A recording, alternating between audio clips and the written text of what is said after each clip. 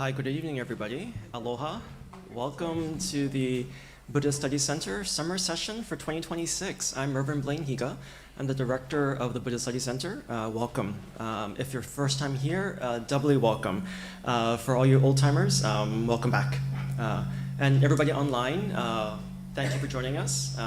And so we will begin our evening with a very short service with chanting of sutra. We will be chanting the Sutra Juseige, found in the Red Service book. I think 54 or 54. Yeah, and it's on page 55 of the Red Service book. So please join us in the chanting of the sutra. And leading the service, the chanting will be Bishop Toshiyuki Umitani of the Hombong Mission of Hawaii. So.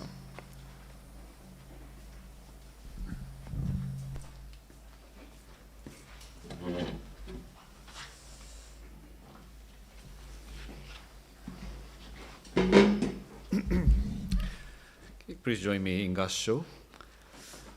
Namanda, Namanda, Namanda, Namanda, Namanda, Namanda, Namanda, Namanda, Namanda, Namanda.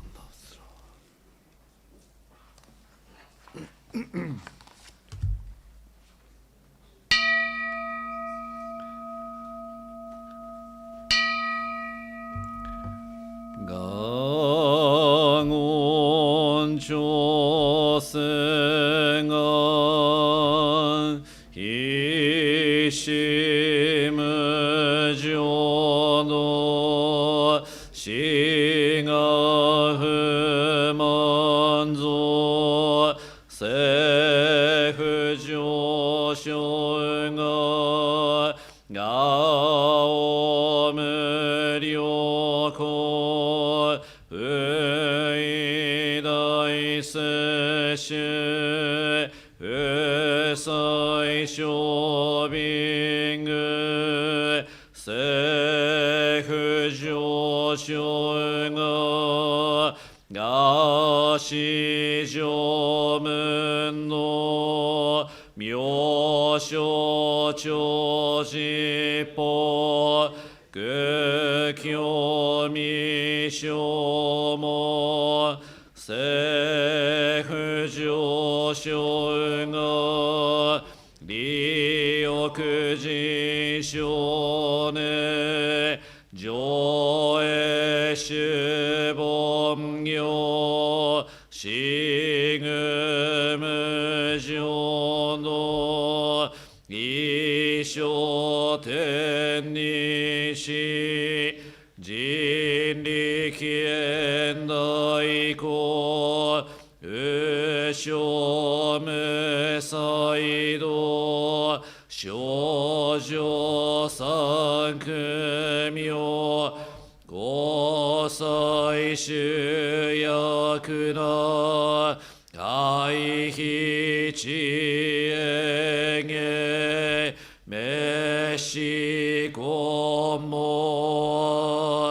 해소크쇼크도 쯔단네시모 고소조만도 이오로지뽀 니치가슈즈키 땡코흥에 이슈가이호소 고세그도그호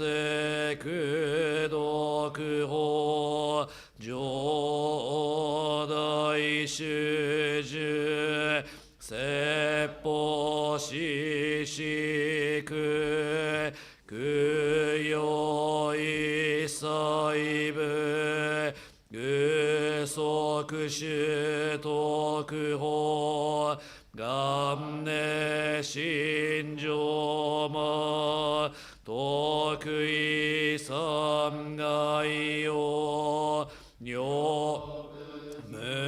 묘명예치 쯔다미흐쇼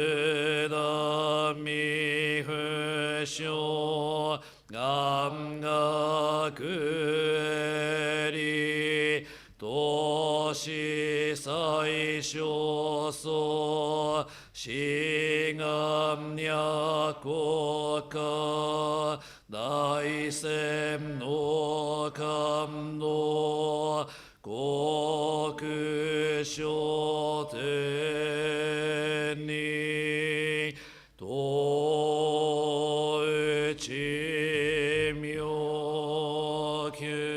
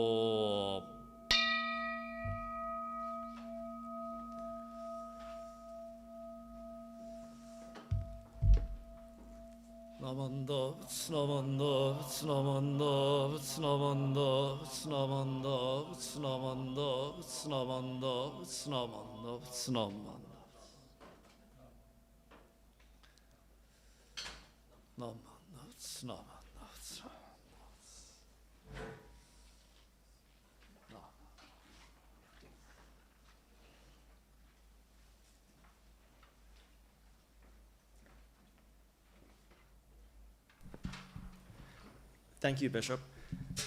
So tonight, let me take care of a few housekeeping things. So bathrooms are this way through this door in the back.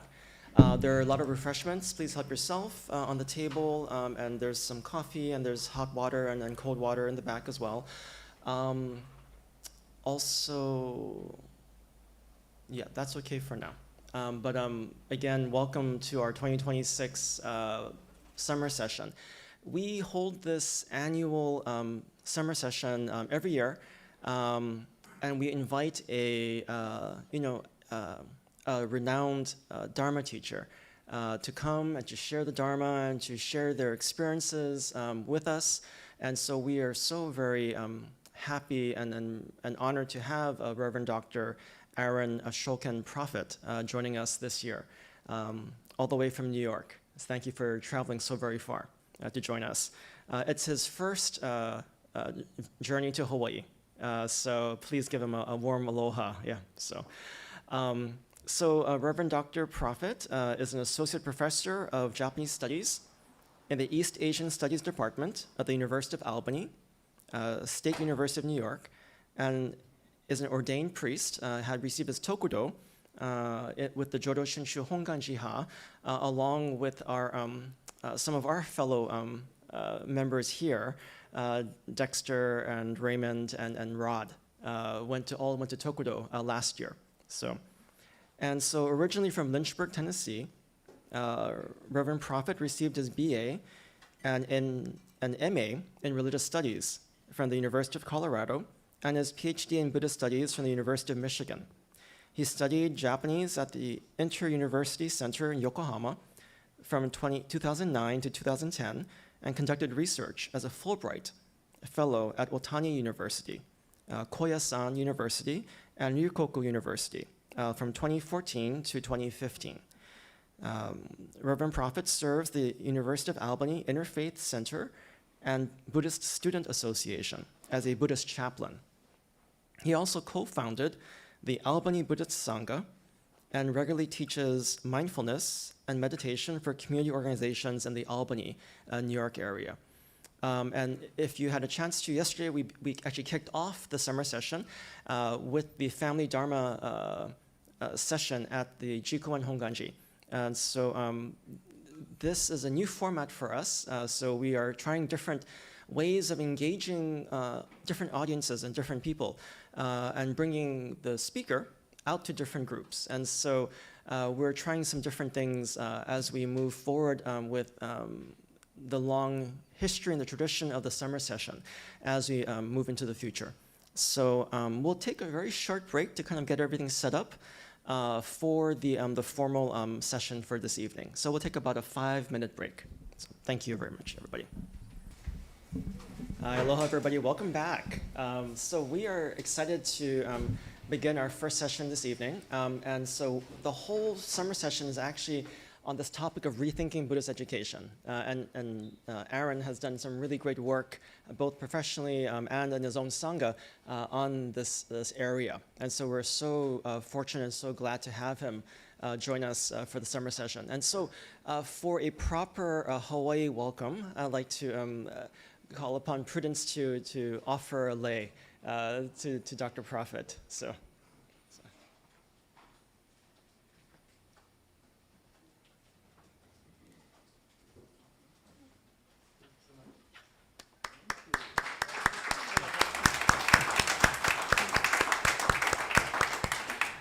Yep, aloha and welcome to Hawaii. So. Thank you so much. And so without further ado, I'll turn the floor over to Aaron. Thank you.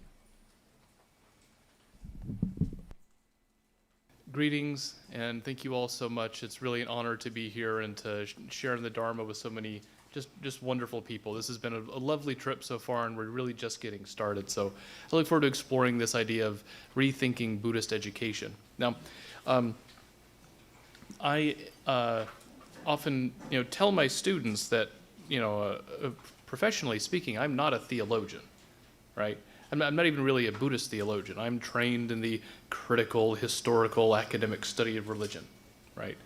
But a lot of the time that I've spent in Japan, I over many years, I kept meeting these great scholars who were critical thinkers and readers of texts, who then go home on the weekends and help run a temple.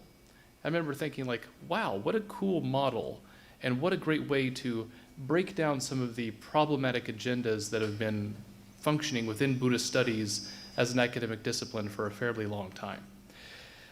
So I did eventually get inspired to pursue ordination as a Buddhist priest. My journey as a father was really a big part of that. I realized I couldn't let Buddhism be that weird thing that Dad does. There are too many profound resources within the Dharma, and as I started teaching my children about Buddhist values, and then reflecting upon my job as a professor, encountering young people who know nothing about Buddhism. Now early on in my teaching career, 20 years ago, I could assume that students were somewhat churched, right? If you know a little bit about Christianity, I'll explain Buddhism a little bit differently to you, right? But if you know nothing about religion at all, then I got to start somewhere else. So I began thinking, like, how do I explain these ideas to young people who know nothing about religion, right? So starting with my kids on one end, university students in the middle, and then working to build a Sangha, and then eventually occasionally being called from different Buddhist organizations, including BCA and Zen and Tendai Shingon, other Buddhist organizations asking me to come give lectures, then thinking about the education of priests. This was really funny. One time I was giving lectures on Buddhist doctrine for Kyoshi aspirants with BCA. Probably 6 hours of material. Yeah, you can just talk, right? Like, here, go tell these people stuff, right? If you need a doctrine nerd, I'm your guy, right? So I just nerd out about diversity of Buddhist doctrine. That's a thing I enjoy. But then I had to go re-watch all of my lectures to write the exams for it, There's like, oh, hey, by the way, could you write the test for it? Here's the copy of the Japanese one. I'm like, really? You know, it was really funny to have to rewatch all that stuff as well. Anyway, so I've had this time to kind of think about what Buddhist education can be. What are some of the challenges? What are some of the insights from the academic study of Buddhism that we can draw upon? What are some of the impediments that we have in our kind of modern conception of Buddhism that come from, you know, popular views or you know, the academic nonsense or whatever. Like it's a complicated thing. It's not just listen to scholars. Like sometimes don't, frankly. But here I am. Also, before I jump in, I want to say a bit about how I encountered Jodo Shinshu. Okay, as mentioned, I'm originally from Lynchburg, Tennessee.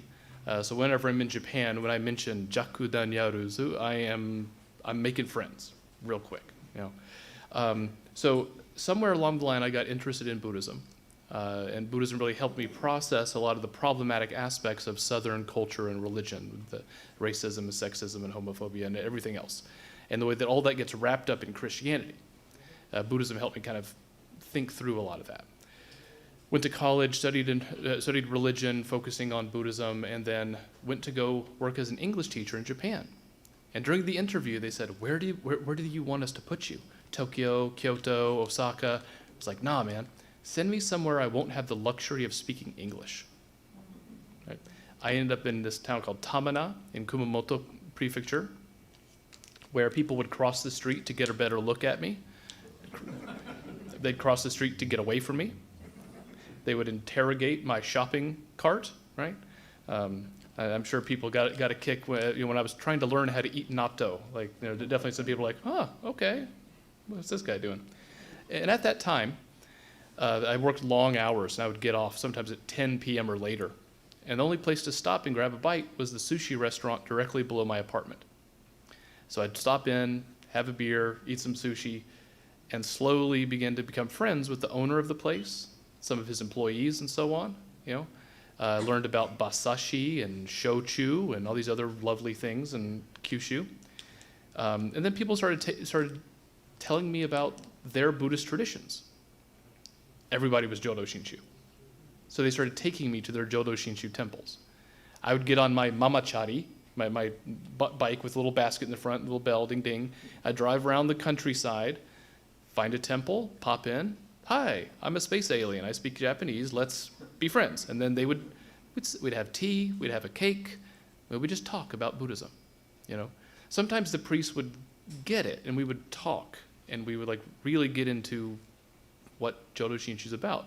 Other times it would begin with, Buddhism is from India. It's like, yes, I'm okay. You know, and Christianity is like this. I'm not interested in that. I'm going to talk about what you're doing. You know. Anyway, so I was very lucky. I received a lot of generosity from people. And one of the things that I realized when I showed up there and learning about Jodo Shinshu, having just spent 10 years reading everything I could read about Buddhism, is that I didn't know anything about Buddhism. And that was exciting. And that's basically what I've been doing for the last 20 years, is trying to figure out, like, how could I have spent so much time learning about Buddhism and know nothing about Buddhism?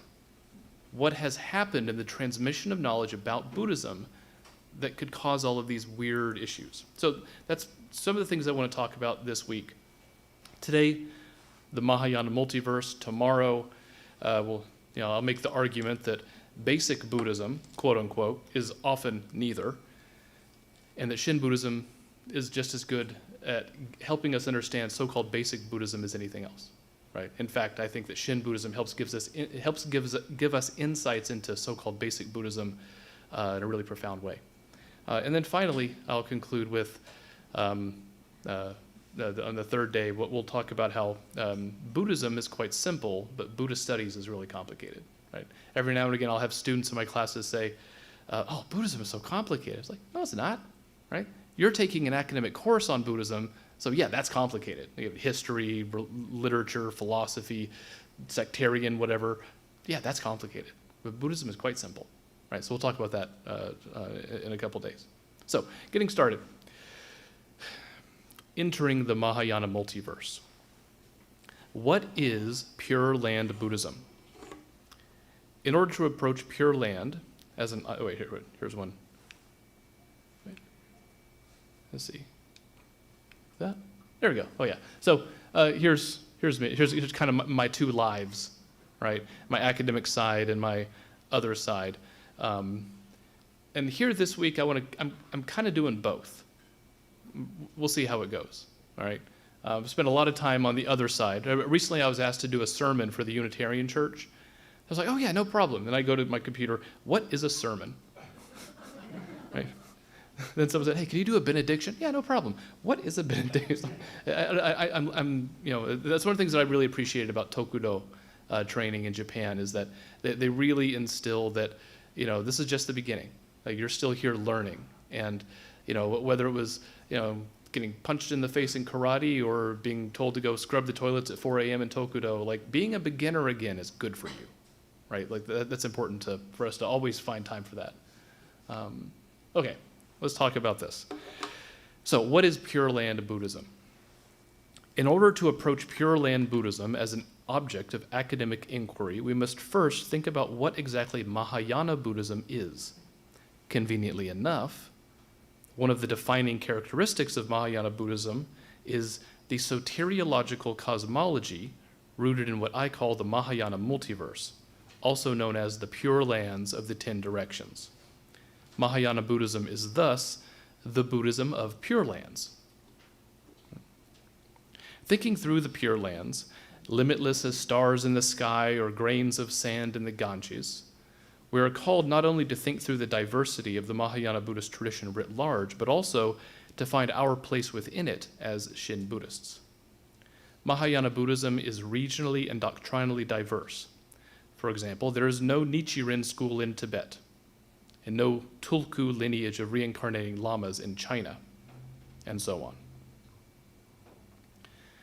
We can think about the diverse range of texts found within Mahayana Buddhism, such as the Tantras, as well as the sutras like the Lotus Sutra, the Flower Garland Sutra, the Heart Sutra, the Diamond Sutra, the Pure Land Sutras, etc.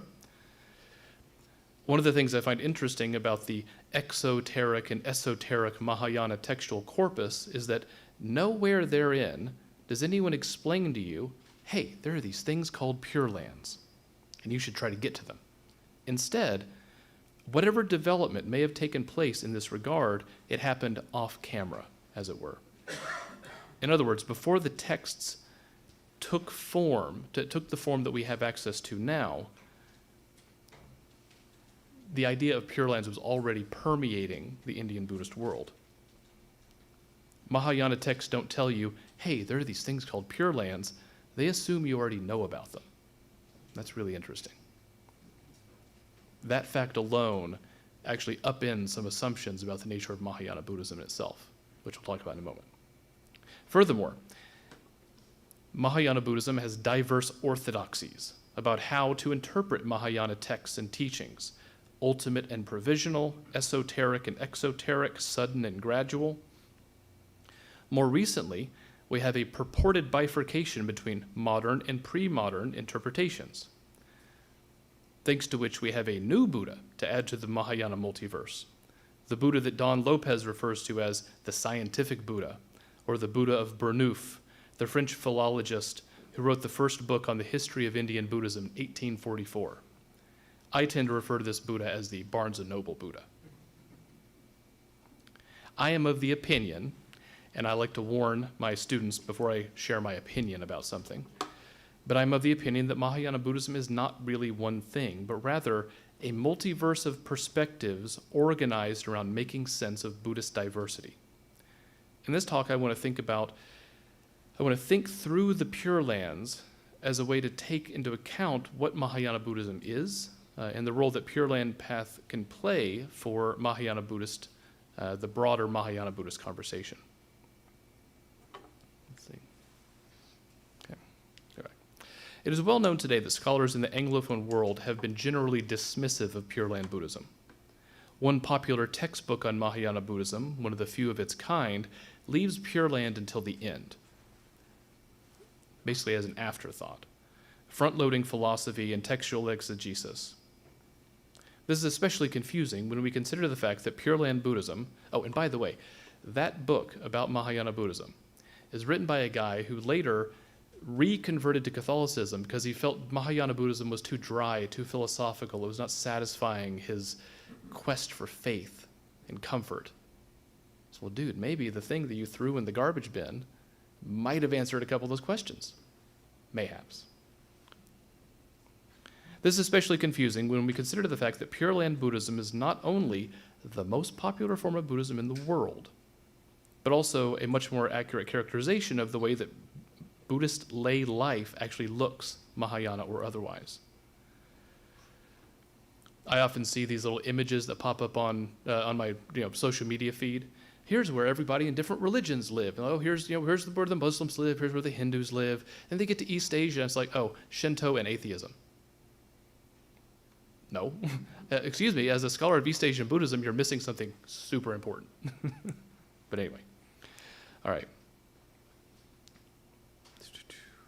Scholars have often focused on monks and ideas and less so on living Buddhism. Given how fundamental Pure Lands are to Buddhist practice and the universe of the Mahayana Buddhist textual world, but we should front load the Pure Lands. Scholar A.K. Warder seems to do this. He actually uses the Pure Lands as a way to explain Buddhist philosophy in the concept of emptiness. This, interestingly enough, is precisely what many pre-modern Buddhist scholars are actually doing. This is why so many scholars of Madhyamaka, for example, are devoted to the Buddha Amitabha, while scholars of Yogacara may be devoted to the Tushita Pure Land of the Bodhisattva Maitreya. But we'll get into this in a little bit. Early Western scholars of Buddhism tended to ignore living Buddhist traditions and focused instead on idealized, cherry-picked versions of Buddhist ideas, which they then used to find local traditions wanting. Philologers, that's the old-timey word for philologist or language scholar, but I like this one, philologers, with a stack of books and no Asian friends, should not be the ones telling us what Buddhism is really about.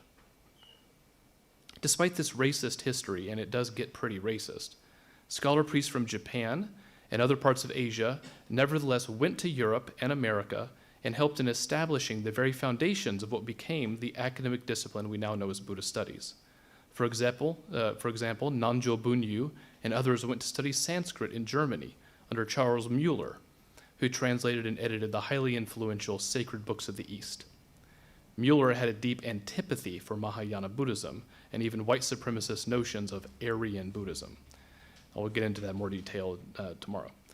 But Nanzhou encouraged him to spend time with Pure Land texts, which is likely the only reason they appear in the Sacred Books of the East series at all. Since then, scholars of Mahayana Buddhism have tended to emphasize a narrow interpretation of Zen, Mahayana philosophy, exotic, esoteric, tantric forms of meditation and ritual, whereas the Buddhism of everyday people, of families, living and dying, has been much less studied. Thankfully, this trend has been changing. One of my favorite books recently is by Brooke Shadnick, Living Theravada. If I can get it together, I'd like to write a book called Living Mahayana. Living Theravada reminds me as well of this podcast interview with the Harvard Buddhologist Charles Hallisey, a very famous scholar of Theravada Buddhism. In their interview, Charles Hallisey recounts how when he was a young graduate student studying in Sri Lanka, he made a friend, a fellow researcher from Japan who also happened to be a Jodo Shinshu Buddhist priest. And they happened to be in Sri Lanka conducting research on Theravada Buddhism. So it's interesting. Why is a scholar of Jodo Shinshu living in Sri Lanka studying Theravada Buddhism? We'll talk about that in a moment. Through living in a Theravada Buddhist community and pursuing dialogue with this friend of his, he came to realize that when it comes to lay Buddhism, Theravada Sri Lanka and Mahayana Japan, lay Buddhism is often devotional, rooted in the family. And his discussion also reminded me of how active Jodo Shinshu priests have been historically in researching diverse areas of study. To have a particular Buddhist affiliation does not mean that's the end of the conversation, but rather the beginning. This is why we have Shin-affiliated scholars and scholar priests who work on the Vinaya, Tantra, Lotus Sutra, Tendai philosophy, whatever. It's almost as if planting our feet within the Shin tradition gives us a kind of freedom to read and think broadly, right? One point that I'd like to get into is that, one of the great Mahayana texts, the Avatamsaka Sutra, thousands of pages long, covering the 52 stages of the Mahayana path, the vast infinite pure lands of the 10 directions, this vast worldview, psychedelic in its scale, can be condensed into, the entire universe in a single atom, in a single grain of sand. Kind of like the Nembutsu, how the Nembutsu encompasses the whole of the Buddhist path. And Shinran Shonin, our founder, places the Avatamsaka Sutra, it gives the Avatamsaka Sutra the last word. The final words of the Kyogyo Shinsho are from the Avatamsaka Sutra. Maybe giving us a hint that, hey, the whole thing is actually present in this seemingly simple practice, or non-practice, we say, right? Okay. All right. Pure lands do not feature prominently in the version of the Theravada Buddhist Pali Canon that we have access to today. There are glimpses of a diverse cosmology, but Theravada Buddhists tend to focus on one Buddha at a time. Mahayana texts, on the other hand, are teeming with pure lands of the 10 directions. All Buddhists agree, no Buddhists agree on everything. This is painting in broad strokes here. Okay. All Buddhists agree. Shakyamuni taught about Buddhas of the past, Buddhas of the future. But did Shakyamuni teach about Buddhas of the present? Other Buddhas in other worlds currently teaching, to whom we have some access. The vast Mahayana textual world says, oh yeah, a lot. There are infinite, limitless. One time I was scolded for saying infinite, so I'll say limitless. There are limitless Buddha lands and Buddhas, and we have access to them because everything is connected. Non-Mahayana teachings generally say no, but not 100%. And that's an interesting clue. As with any such dichotomy, there is wiggle room. There are no hard and fast rules here. One text that presents the idea of Buddhas of the present is a very early Buddhist text, the Pratyutpana Samadhi Sutra. The full title is like super long, so this is the short title actually. This was translated into Chinese in 179 CE. Right. Scholars of Indian religion will sometimes learn Chinese because in many cases the earliest versions of a text we have are the Chinese versions, because India is hot, it's humid, it was politically fractured, carved in stone doesn't mean anything when war is going on, right? So sometimes they'll learn Chinese because those are the earliest texts we have access to, in many cases, right? In some cases, the earliest Buddhist texts we have are Chinese Mahayana texts. That's kind of fun, right? Here's Buddhological math. 179, that should be CE, I don't know what happened there. 179, you're going to guess probably in circulation in India 100 years before that. Probably add another 100 years, that's when the thing is being compiled to then circulate, to then end up being translated. So that puts us into the BCE era, right? But beyond that, that's the horizon beyond which we can't see. What else is going on? Yeah. Scholars theorize that after the death of Shakyamuni, Buddhists stricken with anxiety over their lack of proximity to a Buddha within the precarity of samsara, encumbered with the belief that progress can only be made along the bodhisattva path with the prediction of future Buddhahood by a living Buddha, Buddhists began to find in their deep states of meditation encounters with living Buddhas presiding over Buddha lands, also known as Buddha spheres or Buddha kshetra. The Pratyutpana Samadhi Sutra proposes a contemplation practice focused on the Buddha Amitabha so that one can have a vision of the Buddha, learn from them, realize the nature of emptiness and Buddhahood, attain rebirth in the Pure Land, and so on. These soteriological goals, soteriology is just a fancy $5 religious studies word for salvation, right? These soteriological goals are indeed not mutually exclusive. Scholars of Pure Land Buddhism, Esoteric Buddhism, Zen, Tendai, and others look to this sutra as an early expression of their traditions, right? While working on my book, Esoteric Pure Land Buddhism, scholars in the esoteric Buddhist studies, scholars in Pure Land Buddhist studies are saying, oh, hey, this sutra is really important. It's an early example of our tradition. It's like, that's great. If you guys were just getting in the same room together, you could be having this conversation together. That's not how it works, but we'll talk about that later. Okay. The practice by which one might attain this encounter with the Buddha is known as Buddhanusmrti.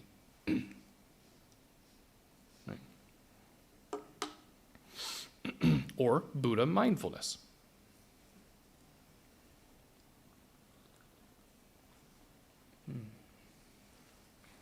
When Buddhist texts were translated into Chinese, this term, Buddhanusmrti, becomes Nianfo or Yombol in Korean and Nembutsu in Japan.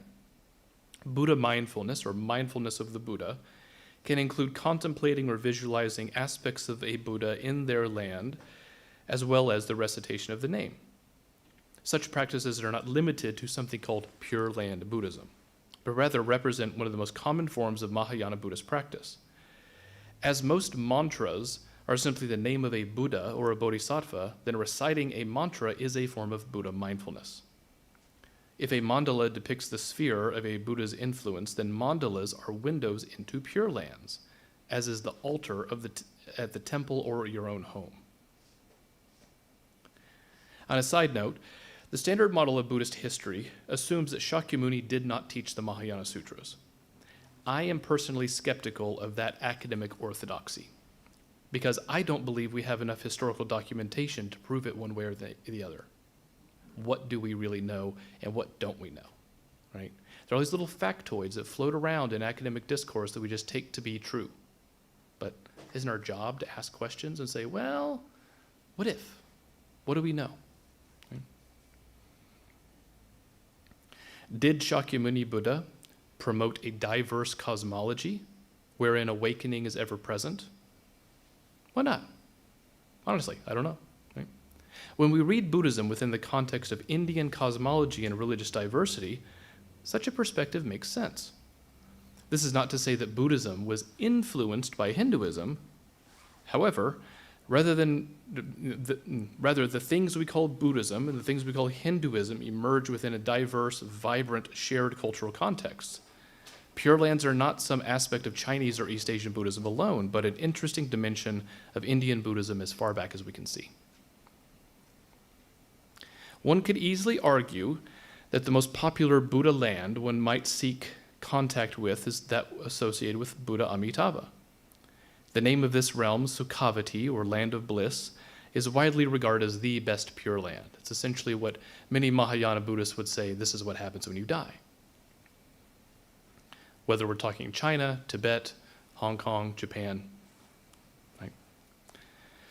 The Chinese translators rendered Buddha Kshetra as Pure Land, and because early Western scholars believed that Pure Lands were a Chinese thing, that's why we call it Pure Land Buddhism.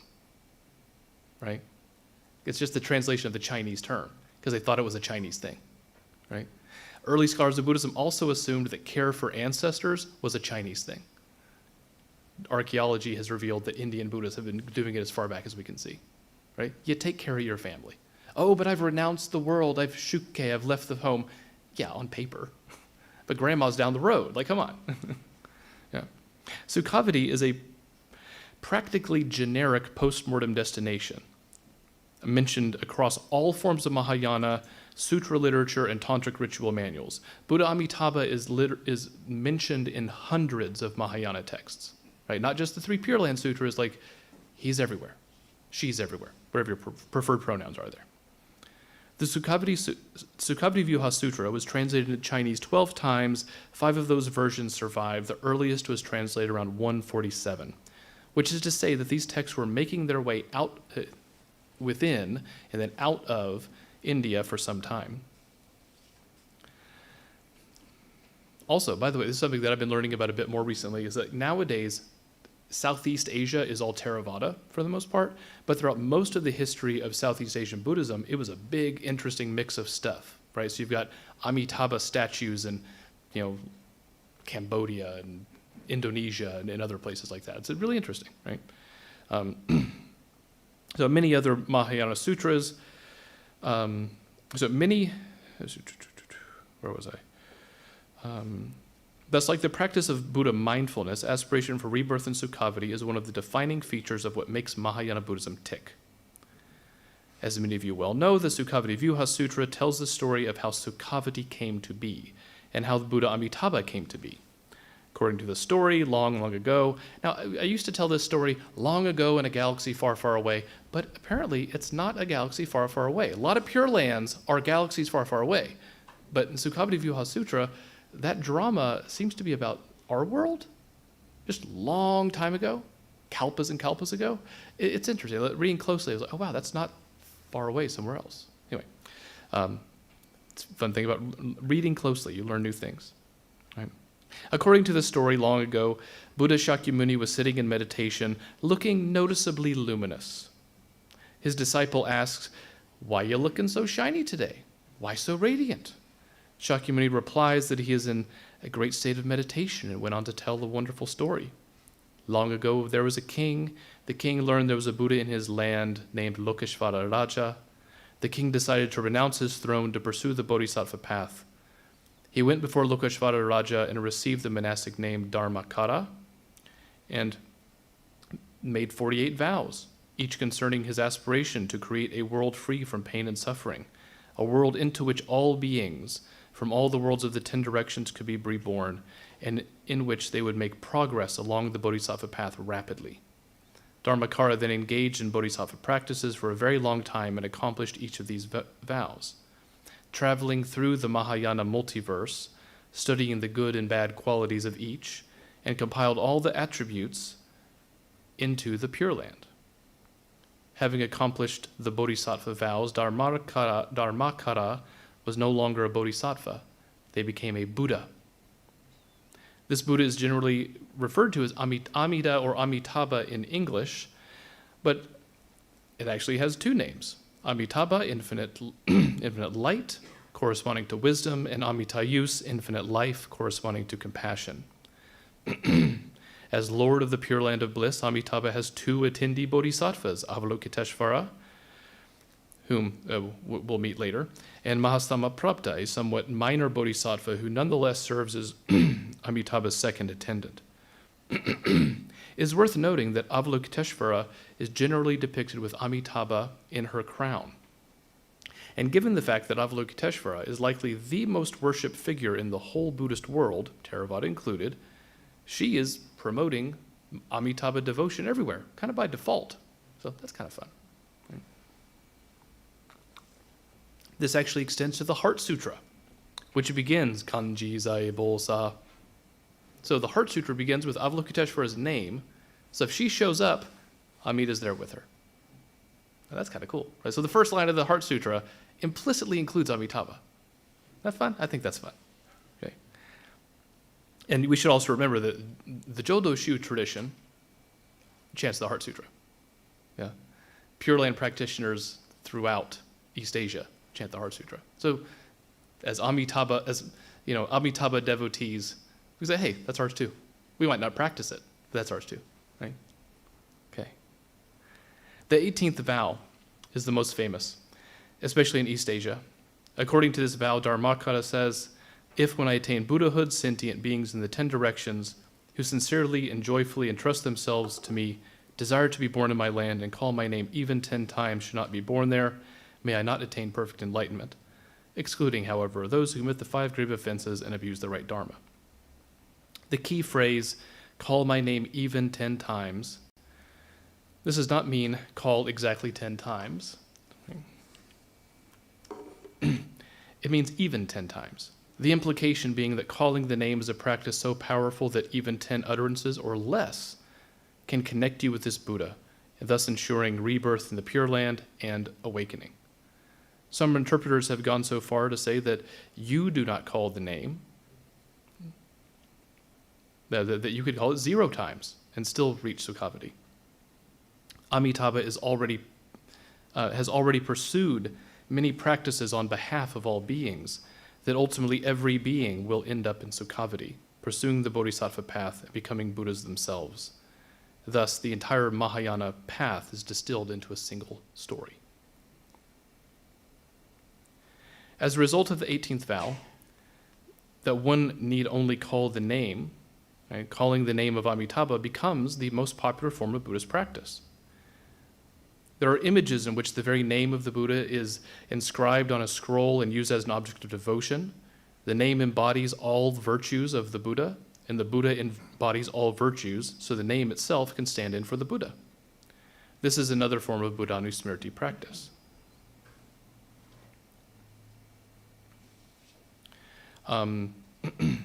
Those familiar with yoga may recognize Namo as being like Namaste, which is a way of honoring or greeting, conveying something like, I take refuge.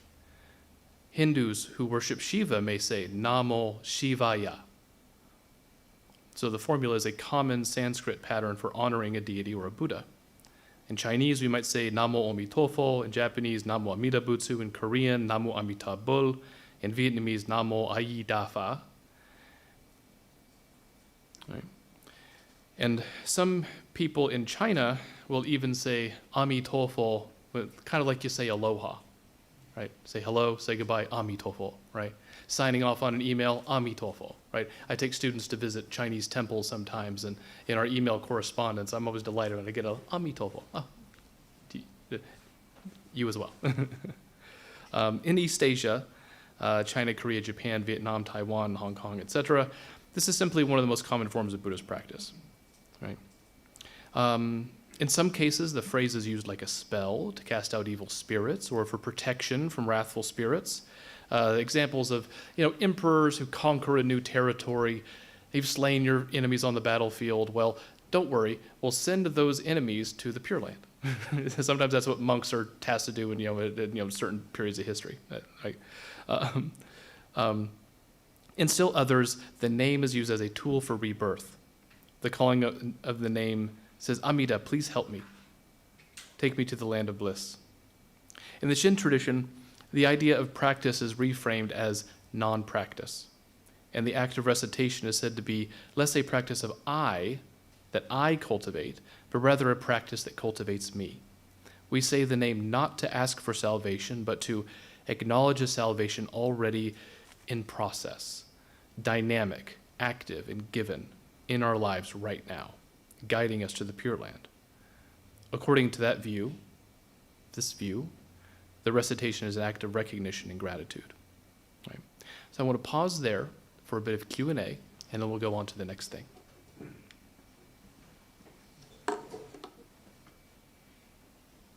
So are there any questions in-house here or online? Anybody, any questions at this point? Right. I'm always going to ask you something. Please, good. Now, in grad school, we had a trick where if we were nervous about our teachers asking mean questions, we would ask our friends, hey, here's the question I want you to ask. So you get a safe one, right? Anyway, I didn't do that in this case. What's interesting is this idea of calling the name. And I wondered when that got started, because even in Christianity, say, in the name of, Yeah. right? And so we say the name plays such a key role in institutional religion, whatever that may be. Yeah. And so have you come across when that got started? Who started? Yeah, so, we go all the way back to let's say the mantras of the Rig Veda, right? Thousands and thousands of years old, in oral recitation for a long time, and these mantras, in many cases, mantras are just names, right? The mantra from Maitreya, Om Maitreya Svaha. It's like saying, yo, Maitreya, help, right? The mantra for the goddess of the humanities, Sarasvati, personal favorite, Om Sarasvati Svaha, right? Yo, Sarasvati, right? So you're calling the name, right? I love the debates about whether or not the Nembutsu is a mantra, because people are like, no, mantras are like spells, like this mundane thing, So no, the Nembutsu is like this sublime, thing that transcends, and yeah, if you keep reading the book on Shingon, they say that too, right? It's kind of funny, right? So, but Shin Buddhism does do something very different with the name, like even different from like Chinese Pure Land or Korean Pure Land and whatnot. The idea that the name is calling you, right? Which has some parallels with the Zen tradition of koan practice. Who is this I that chants the name? We'll talk about this in the next hour.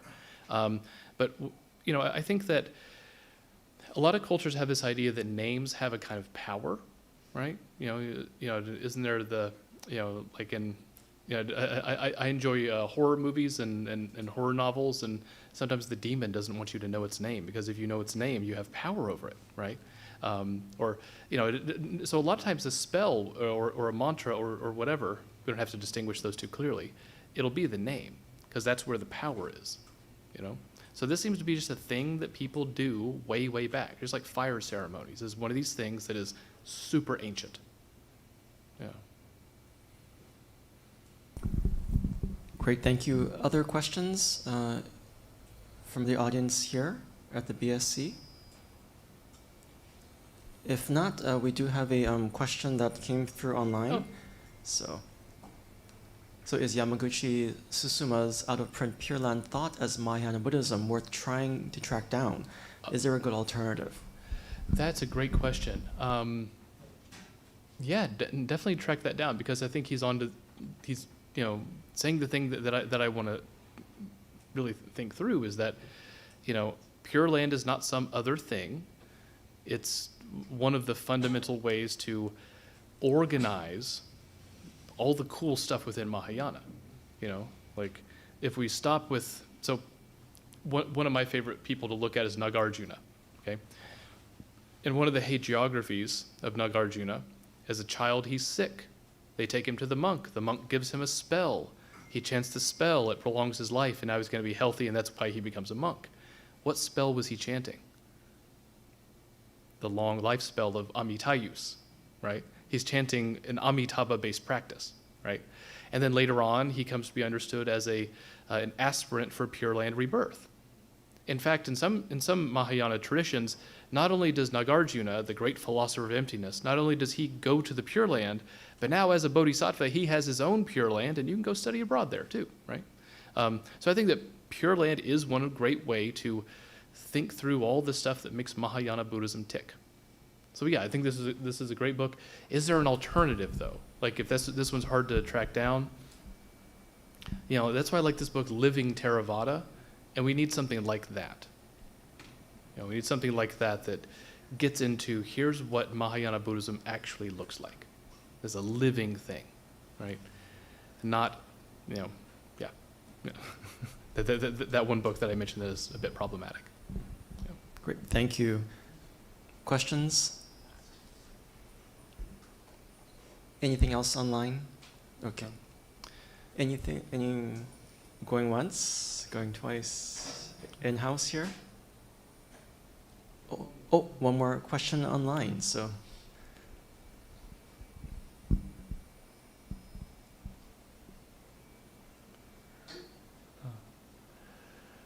Oh, sure. So when, I was told that in the context of Jodo Shinshu, liberation is a more appropriate term than salvation. What do you think? Okay, so this is one of the fun things that we get to deal with as English speakers, is we're talking about Buddhism with a language that had no contact with Buddhism before the last couple hundred years. So all the words we have are Christian words, right? Because we speak English, yeah? So a lot of translators try to figure out ways to deal with that.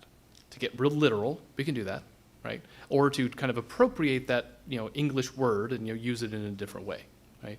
The example I always give is the F word, faith. Yeah. Some people really don't like the F word, right? I'm kind of ambivalent on it, like if that clicks for you, great, right? If not, that's fine too, right? I like the term confidence when translating Shin or Shinjin, right? Because it's often about kind of this encounter, right? The Shinjin you experience because you've done the Pratyutpana Samadhi and you saw and talked to Amitabha, that's not blind faith, a creedal assent to a doctrinal proposition. That's, whoa, this happened. I've had this physical experience. What do I do with that, right? But what's fun about that particular sutra is the next question is like, okay, was that real? What does real mean? Real as opposed to this mind? Is this mind all that real? Right? That this mind is so flawed and problematic, to say that's imaginary and this is real is to give too much meaning to this flawed perception that we ordinarily inhabit it. Right? So the point of the Pratyupana Samadhi Sutra is to get you to break down what you think you mean by real. Right? That's really fun. So here, this question, liberation. Yeah, so liberation works, awakening works, extinction works. Like we have all kinds of words to translate, like the term moksha, right? Kind of moksha and then nirvana, But one of the things that's interesting is the word nirvana is a Buddhist word that gets appropriated by Hinduism. And moksha is a word that is shared by both, right? So we're using a lot of common vocabulary, but then how do you render that in English? This one time I was giving a presentation at the University of Southern California, and we were hanging out with some people from the Risho Kosekai Buddhist group, and they're working on at the time they were working on their translation of the Lotus Sutra, and I kind of casually used the word salvation, and they go, oh, wait, can we use that word? Because they're in the middle of trying to figure out how to translate this stuff. And I'm like, yeah, why not? Salvation's fine, right? But for some people, it can be really triggering, this new term I've learned from the TikToks is ex-evangelical, right? So evangelical, but ex-evangelical, And to some ex-evangelicals, the word salvation, or the F word, is going to be really triggering. Oh, I don't want anything to do with that. I know what that's about, right?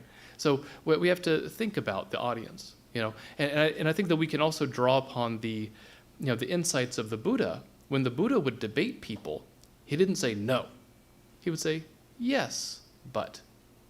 So he would try to elicit what is what is the interlocutor actually asking? The Buddha, and we see this especially I think in the Zen tradition, where there's an interrogation of the assumptions behind a question. So for some people, yeah, let's use liberation, right? For others, salvation's fine too, right? And I think that the structure of Shin lends itself to the use of the term salvation, right? The Lotus Sutra, salvation, right? It could definitely it can be tricky, but it can be useful, and that's what a translator does. That's yeah. And often, again, like these choices that we have to make in our terminology, these are often actually happening in the context of human relationships. So you're going to know or hopefully you know the person you're talking to, and you're able to say, okay, this is the better way to present this information to them. Right?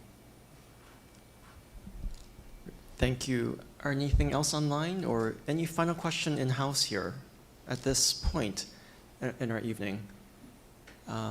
If not, we can take a 10-minute break. Alrighty. And then we'll come back at about 7:20. So 10-minute break, everybody.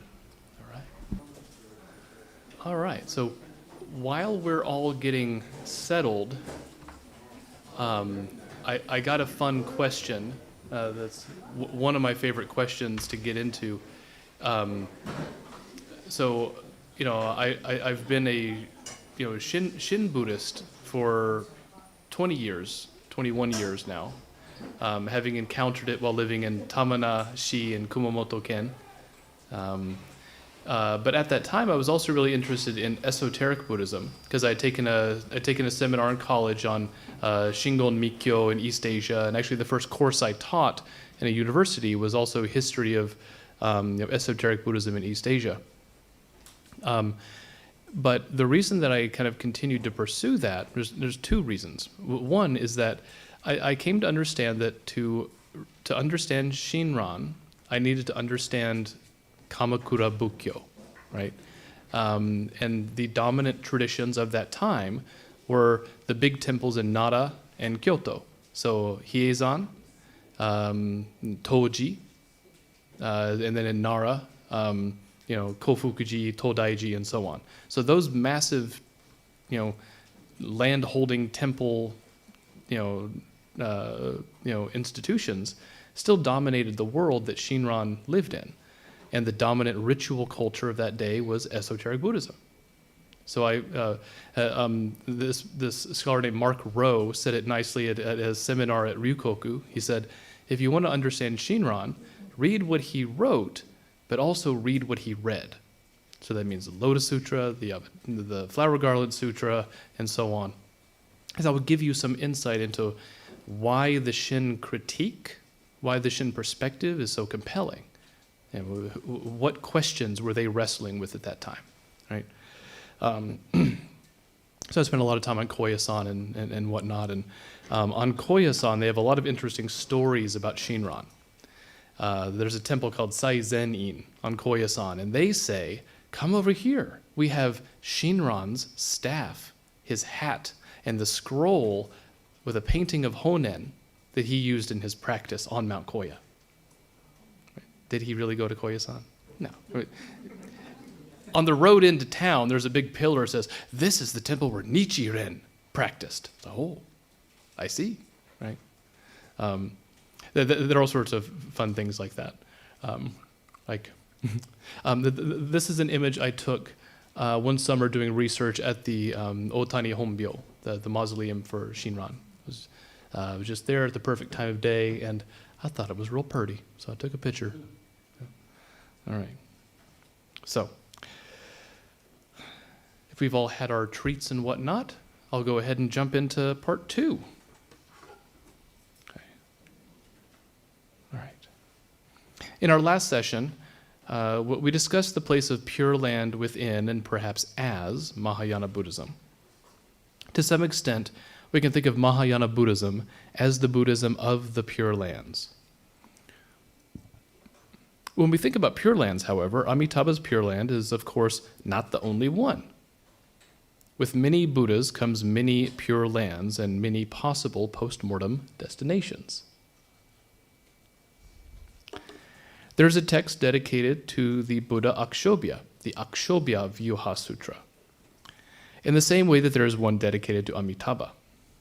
Akshobhya is said to reside in a Pure Land called Abhirati, to the east of our world. Sukhavati, the land of Amitabha, lies to the west. And of course, classical Buddhist cosmology is a flat earth cosmology. You got the hells below, the heavens above, and that's our little samsaric bubble. Or so it would seem. So we can then thus have the 10 directions, north, south, east, west, northeast, southeast, southwest, northwest, above and below, right, of the universe, multiverse. Abhirati contains male and female bodhisattvas and arhats.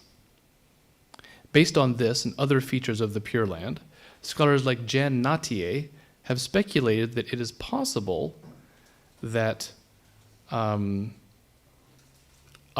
Buddha was more popular than Amitabha early on in the development of Mahayana literature, though this is hard to say with certainty. Akshobhya is often depicted as blue or black in color, while Amitabha is often depicted as red or gold.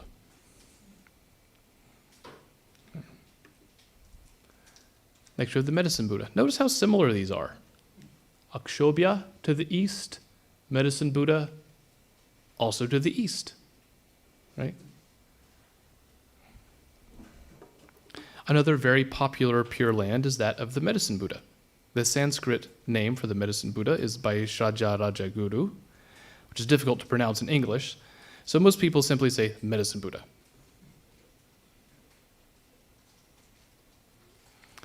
Let's see.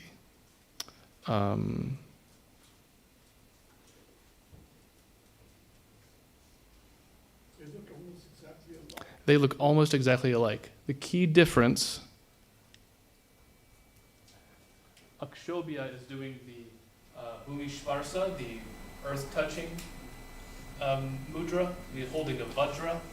Medicine Buddha is holding medicine, right? And holding a plant. Yeah.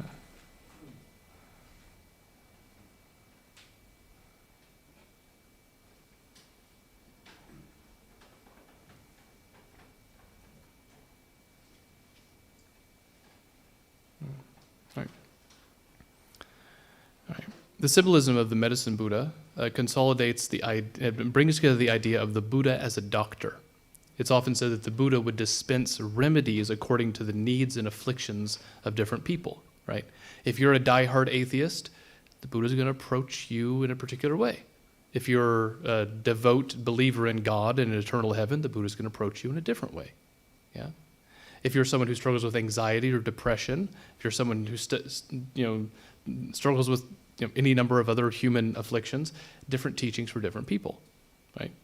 When I was living in Boulder, Colorado, excited about Buddhism, I encountered a Buddhism that was tofu and green tea. I'm more whiskey and barbecue. When I moved to Tamina, and it was whiskey and barbecue, fried chicken and cold beer, it's like, hey, this is a Buddhism I can get down with. Because culturally, that makes more sense to me, right?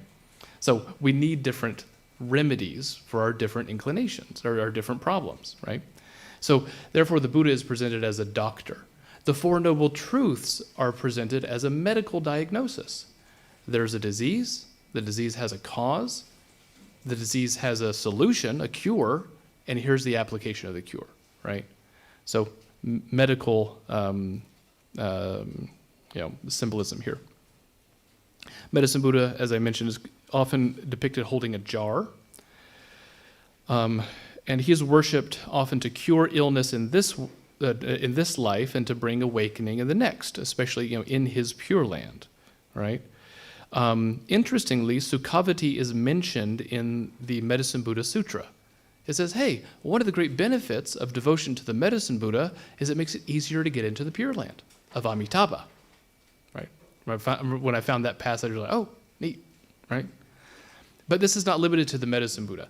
While I was working on research for my book, I went through a lot of the Dādhani texts, these kind of long Dādhani and spell texts and early Buddhist Tantras, especially the ones that made it into China, right? And I'm reading through all of these things, and a lot of them are devoted to Avalokiteshvara. A lot of the Dādhani literature is, call upon Avalokiteshvara for all these things, right? The Lotus Sutra says, call upon Avalokiteshvara if you want a boy child. Call upon Avalokiteshvara if you want a girl child. I tried that, and it worked. I said, I would like a curly-haired blonde daughter, please. That's what I got. Then I said, I would like a brown-haired quiet boy. And my wife said, you're just describing my brother. I was like, yeah, I want one of him. He works in tech. He's well off. We need one of those. Anyway, so that's what we got. But then the brown hair fell out. The blue hair grew in. The blonde hair, not blue. The blonde hair grew in, and he was very, very sneaky. Anyway, so you call upon Avalokiteshvara in all these Dādhani and spell texts, yeah? And of the many things that you get in these Dādhani and spell and mantra text is Pure Land of Amitabha, right? So even texts not explicitly devoted to Sukhavati or the Buddha Amitabha will still add that in there. So like I said, Amitabha, the Pure Land, appears in hundreds of Mahayana texts, even though it's not explicitly about it. Right? So then we have Maitreya. Everybody loves Maitreya, right? Mahayana and non-Mahayana Buddhists are devoted to Maitreya. And many aspired for rebirth in the Tushta heaven, where he currently resides. Because Maitreya is almost a Buddha, he will become the Buddha in his next life. The heaven he lives in is almost a Pure Land. Now, I'm one of those professors who tends to round up. I don't tell them this at the beginning of the semester, but they find out at the end, right? You're almost an A. Yeah, you can be an A. That's fine. B plus, you're an A. That's fine, right? But I get the same rounding up logic from Buddhist literature, right? Maitreya is almost a Buddha, so people call him Maitreya Buddha. The Tushta heaven is almost a Pure Land, so many texts call it Tushta Pure Land. The boundaries are blurry, and apparently Buddhists like to round up. Worth noting, however, is that technically, Tushta is not a Pure Land. It's a heaven, and a heaven is not a Pure Land. A Pure Land is not in samsara. A Pure Land is outside of samsara. Heavens are still in samsara, and the gods are thus in samsara. Pure Lands of Amitabha, Akshobhya, Medicine Buddha are essentially other universes, other realities that we may reach in our practice of the Bodhisattva path. The Tushta case is a principal exception, a heaven that functions in popular uses as if it was a Pure Land. Okay. Next we have one of my favorites. Oh, wait, hold on. Where'd you go? Maitreya. Oh, here we go. One of the other really popular Pure Lands is the Pure Land of Avalokiteshvara, Potalaka. Right? This is an image of the Potala Palace in Lhasa. This is where the Dalai Lama used to live. Yeah? The Dalai Lama is said to be an emanation body of Avalokiteshvara. Yeah? So the place where Avalokiteshvara resides would be the Pure Land of Avalokiteshvara. Right? So Guanyin in Chinese, Kannon in Japanese, Chenrezig in Tibetan. Avalokiteshvara appears as a major figure in the Lotus Sutra. There's chapter 25 from the Lotus Sutra. The Kannon-gyo functions independently, circulates independently. Right? Avalokiteshvara is one of the main figures in the Pure Land Sutras. Yeah? One of the objects of contemplation in the Contemplation Sutra. There are diverse genres, plural, of Dharani literature dedicated to Avalokiteshvara. And like I mentioned before, they're all referencing Pure Land rebirth. And then, of course, we have this Pure Land, right? So this is another popular destination. And guess what? If you go to Potalaka, guess where else you get to go? The Pure Land of Amitabha, right? So again, there's all of these. So in East Asia, we might say Namo Amida Butsu. In the Himalayan world, they will say Om Mani Padme Hum. Very similar function and very similar end result, right? All right, now we get one of my favorites, Vimalakirti. The Vimalakirti Sutra is well known for debates between the Bodhisattva of wisdom, Manjushri, and the Bodhisattva in disguise, Vimalakirti, on the nature of emptiness. Now here's one of the fun things about Vimalakirti, okay?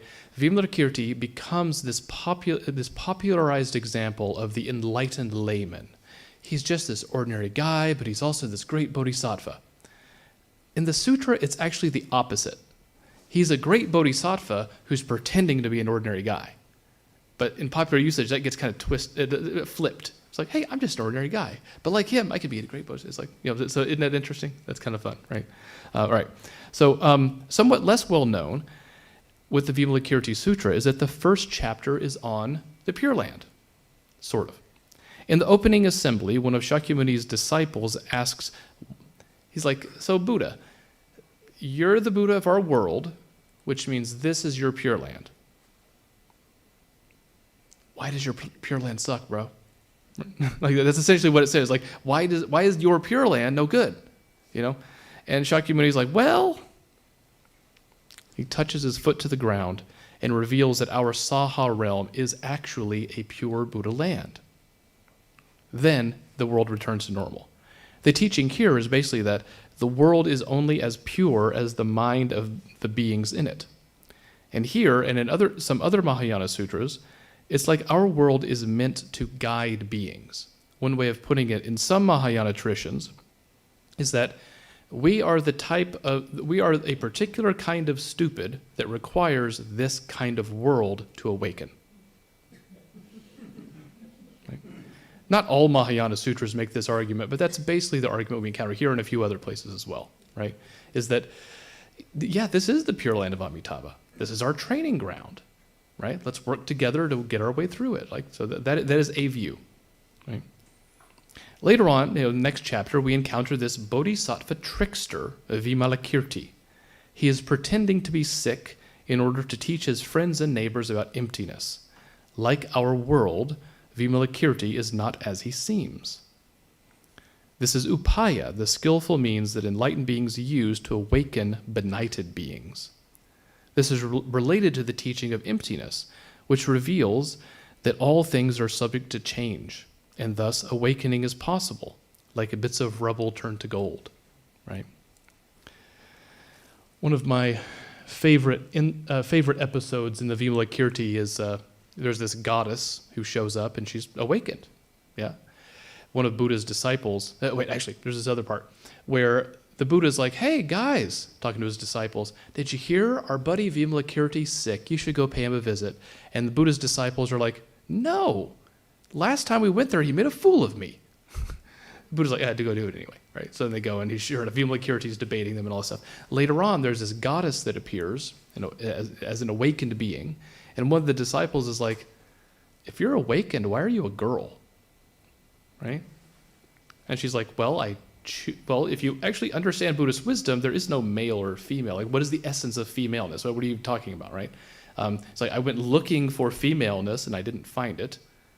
So it's like by maintaining that form, she's also demonstrating emptiness. So then she does some magic and then transforms him into a woman. It's like, okay, if it's so important to be a particular gender, why don't you just change back? And he's like, I don't know how to do that because I'm not this enlightened God. She's like, yeah, you're not. But like also asking the question, like, now you've changed gender, are you any less wise all of a sudden? Like, no, right? So she teaches him a lesson. There's a lot of people being taught lessons in the Vimalakirti Sutra. It's very fun. Yeah. Yeah. As with the Vimalakirti Sutra, the Lotus Sutra is filled with stories of seeming deception.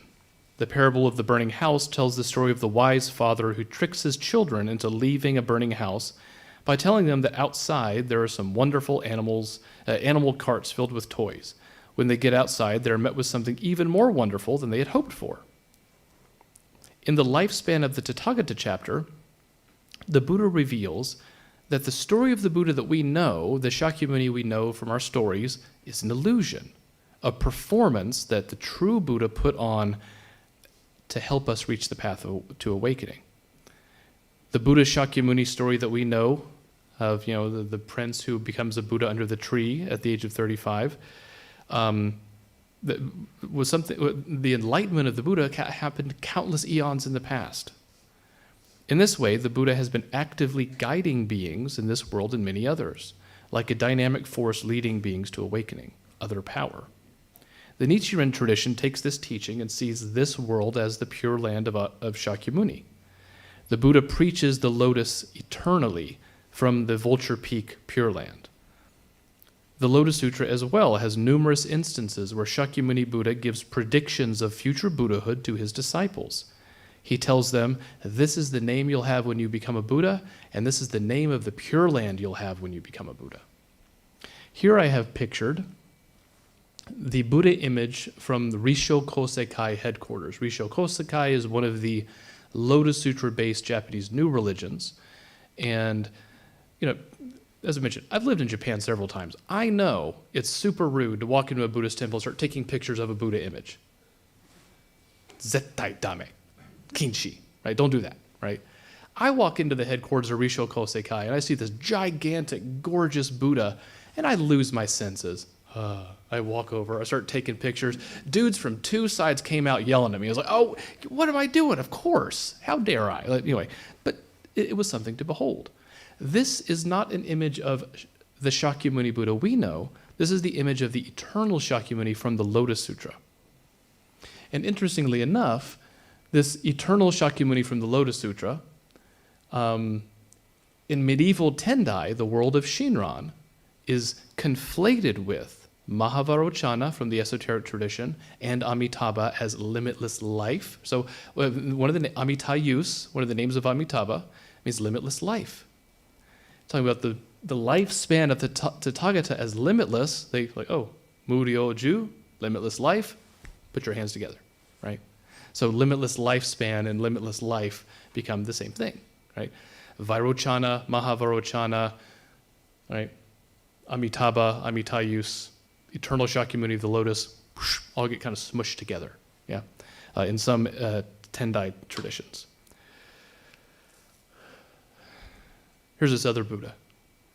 You might not know this Buddha, but you know this Buddha, right?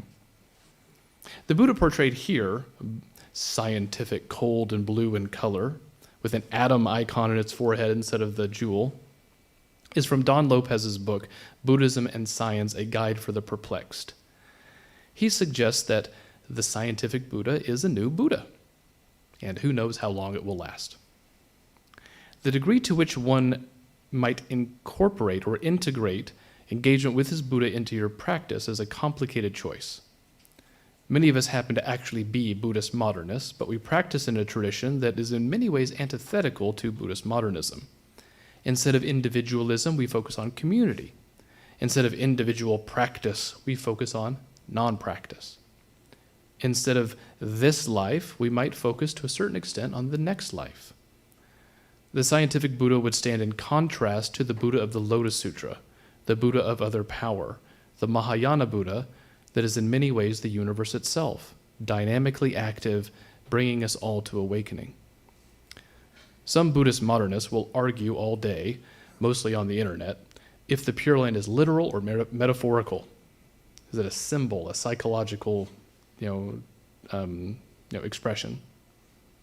Both options, actually, are modern constructs that stray from the way that Mahayana texts, like the Pure Land Sutras, the Pratyupana Samadhi Sutra, actually treat these ideas. Right? To draw too clear a distinction between the supposedly real and the supposedly symbolic is to make a fundamental mistake about how the human mind actually works.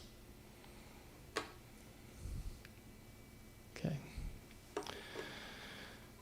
Not only do Mahayana Buddhist sutra literature and tantric ritual manuals feature a diverse range of Buddhas and Buddha lands, but as Mahayana Buddhists work to make sense of this vast world of texts, they develop diverse systems for thinking about Pure Lands. Here I'll focus mainly on the East Asian systems, and we may have a chance to talk about Tibetan practice as well, but we'll see. Right? Prajnaparamita literature is one of the earliest datable genres of Mahayana literature, probably datable to the 1st century BCE or so in a relatively developed form. One of the interesting issues with this is that we have evidence for Mahayana Buddhist sutras in the world several hundred years before Mahayana Buddhism is a recognizably distinct thing in the world. Chinese pilgrims go to India in the 500s and on, and they encounter temples where Mahayana Buddhists and non-Mahayana Buddhists live and practice together. I mean, if you pick up a Mahayana sutra, you'd think, oh, those are the bad guys. No, that's not the reality of what it was like. Right? Eventually, yes, Mahayana temples become a thing. Mahayana Buddhism becomes a thing unto itself. But for most of Buddhist history, Mahayana Buddhism, early Buddhist history, it was just one of the many dimensions of the broader Buddhist world. Yeah. So we have Mahayana sutras for hundreds of years before we have Mahayana Buddhism as a distinct thing. Right? That's kind of fun. Right? The Prajnaparamita literature, often revered for its philosophical insights about emptiness, assumes a Pure Land cosmology, right? And mentions rebirth in Akshobhya's Pure Land. The Diamond Sutra notes the emptiness of the Pure Lands, which does not mean they don't exist. Talk about the emptiness of Pure Lands. That doesn't mean they don't exist. Read the Heart Sutra, the emptiness of the Dharmas, emptiness of the Four Noble Truths. Doesn't mean they don't exist, right? That's one of the fun things about Nagarjuna too. Emptiness is applied to all concepts. And if you spend time digging deeply into the concept of emptiness, you come to find that it's not about dismissing or destroying things. It's actually a reaffirmation of ordinary existence. Right? Emptiness is about the capacity for change.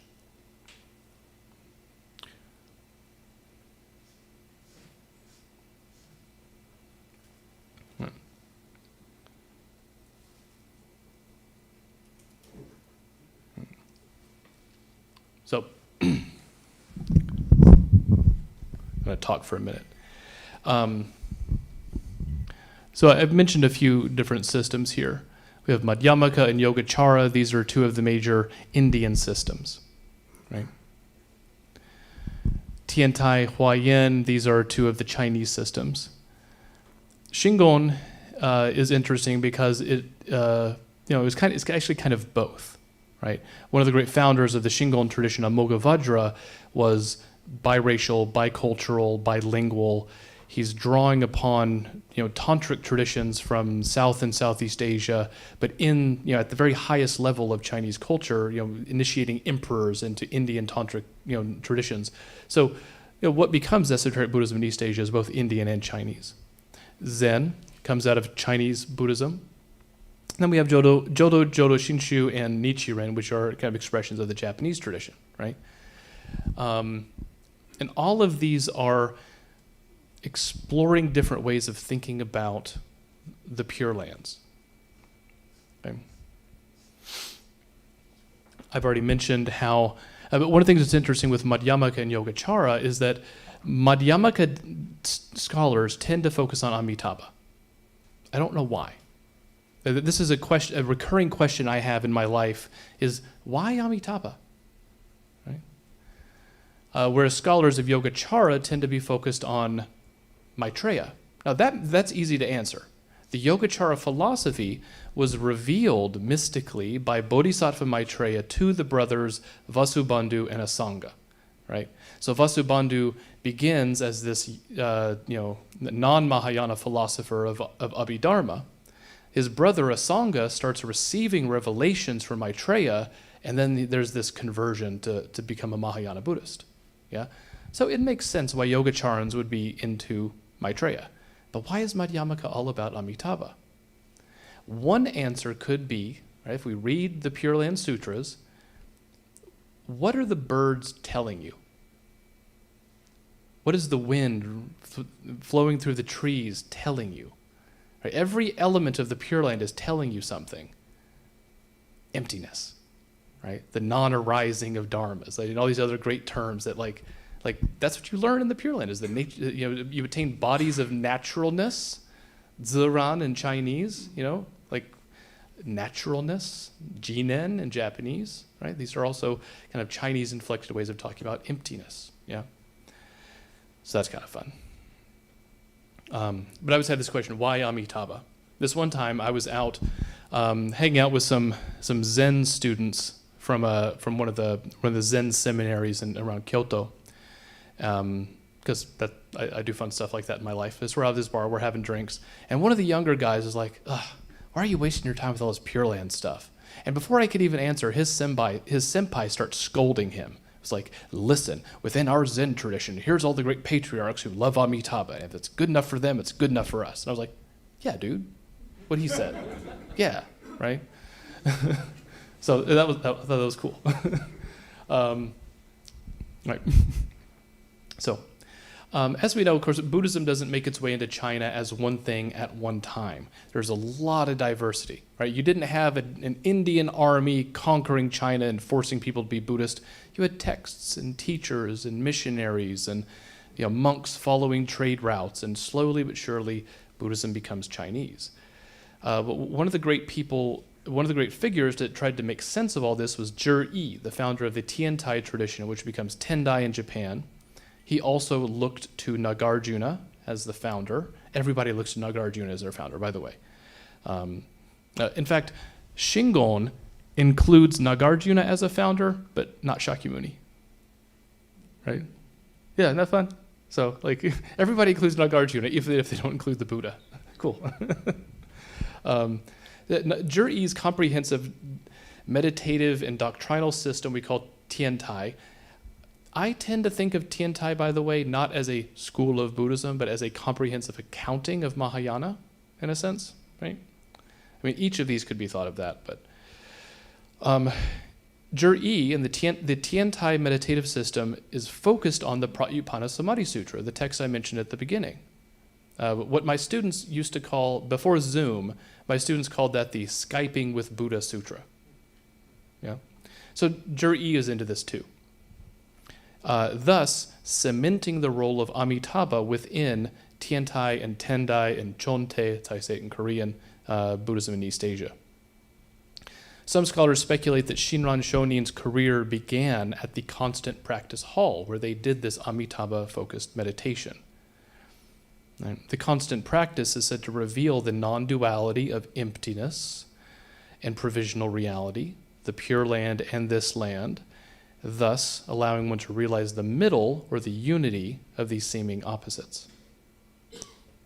With Huayan, the Flower Garland Sutra school in China, there's a scholar D. Osto who wrote a great book on the Flower Garland Sutra, but more recently they've turned their research to Buddhism and psychedelics.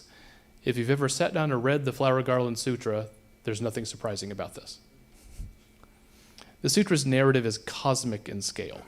The Buddha Vairochana's lotus store world encompasses the Mahayana multiverse itself, and yet it's right here. These manifold Buddha lands are many and one. Ultimately, they are mutually enfolding.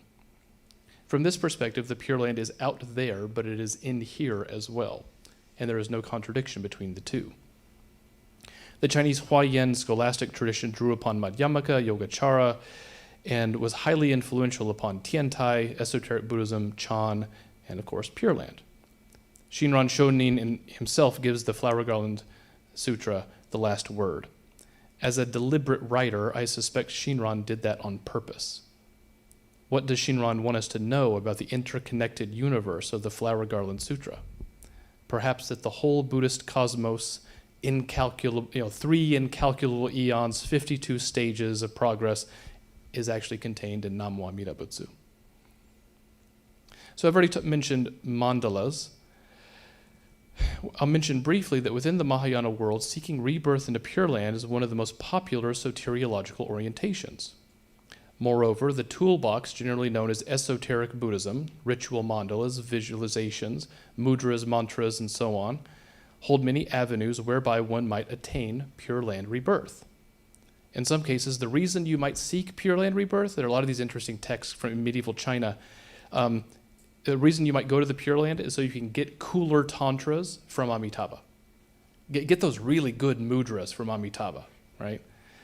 There's this one really fun text called the Dharani Samgraha, where Avalokiteshvara is chilling in her Pure Land. Amitabha's hanging out, I guess, right? Because that's a thing.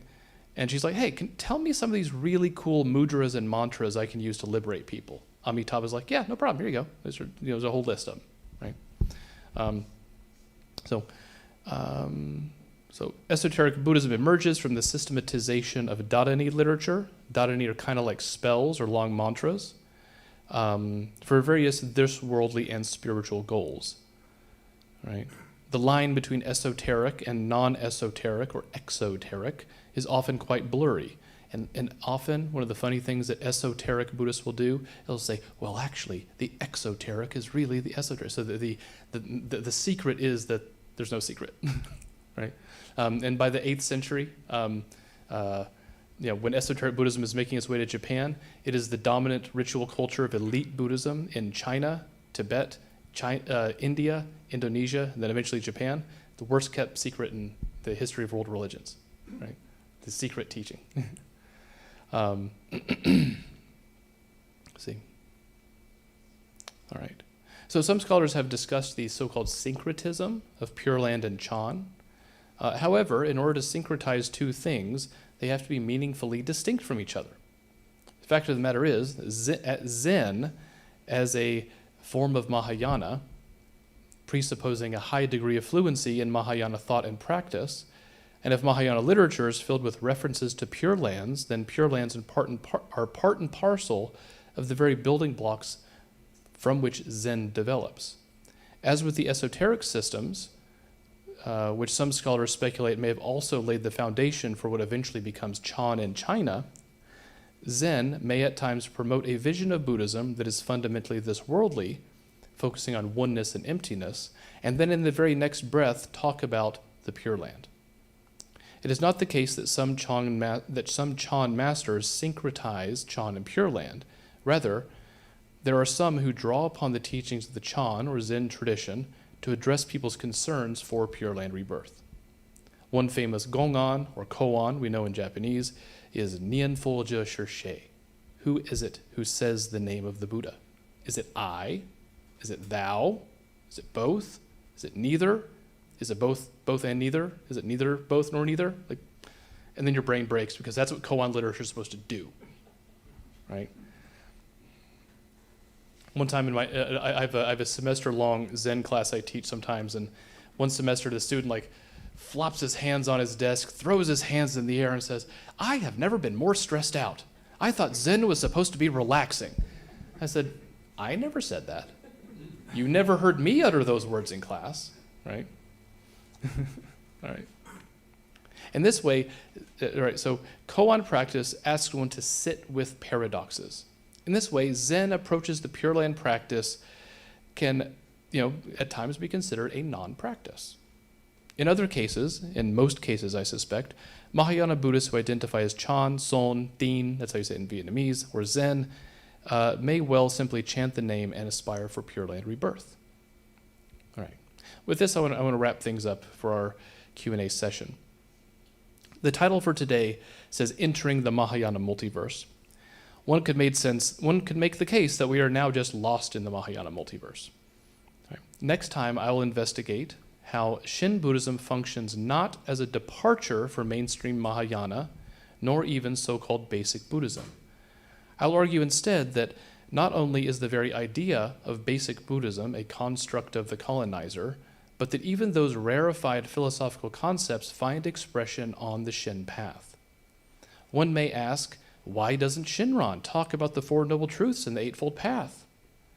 But perhaps that question is like asking your chemistry teacher, why don't you teach us ABC and 1, 2, 3? I look forward to building on today's discussion in our next session tomorrow. But please, if you have any questions, comments, concerns, queries, complaints, or compliments, please let me know. Okay, are there questions from here in the audience? Mel. You had the Heart Sutra Dharani Oh. at the bottom. Oh, I did, didn't I? Oh, yeah. Why? Oh, thank you. Oh, and I like to use the term dharani, okay? So in the Sanskrit translation, which may actually be based in a Chinese original, that's a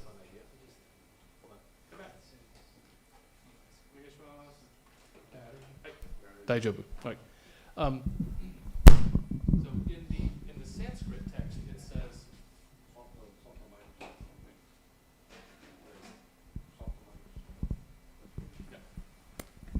Thank you.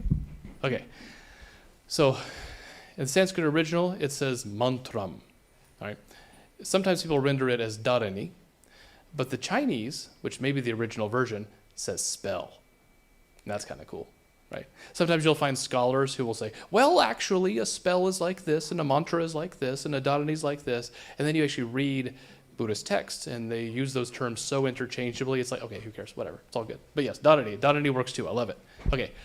So the Heart Sutra mantra, Gatte, Gatte, Paragatte, Parasamgatte, Bodhisvaha, I have heard translated as beyond, beyond, altogether beyond, oh, what an awakening.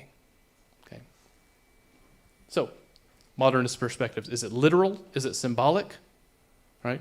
Pratyupana Samadhi Sutra says, I've just seen Amitabha. Was that real? Was it imaginary? Was it something else? I think like the Heart Sutra mantra, the point is not A or B or C or D. The point is beyond, beyond, beyond. Right? When we talk about Namo Fukashigi Ko, that Fukashigi, right? One of the funny things in the religious tradition, people say, it's inconceivable. It's indescribable. Now let me describe it for you. And for 1995, you too will understand. Like, right? It's inconceivable. Right? So rather than settling for an easy answer, right? There's a story I heard of this, like, anyway. So, gatte, gatte, paragatte, like beyond, beyond, beyond, right? I think that there's a word in the Heart Sutra that I always find perplexing, and it's the term rely, E in Chinese. Buddhas and Bodhisattvas don't rely on anything, but there's this verb, and like in my translations, I've like try to figure out what do I do with this verb to rely, because to rely might say that there is some foundation upon which we stand, and there it is, right? But the point is beyond, beyond, beyond. Yeah. So literal, symbolic, probably missing the point of what a lot of Mahayana texts are doing with the Pure Land. Yes, sir. So I heard a contract master give a slightly different translation. Of course.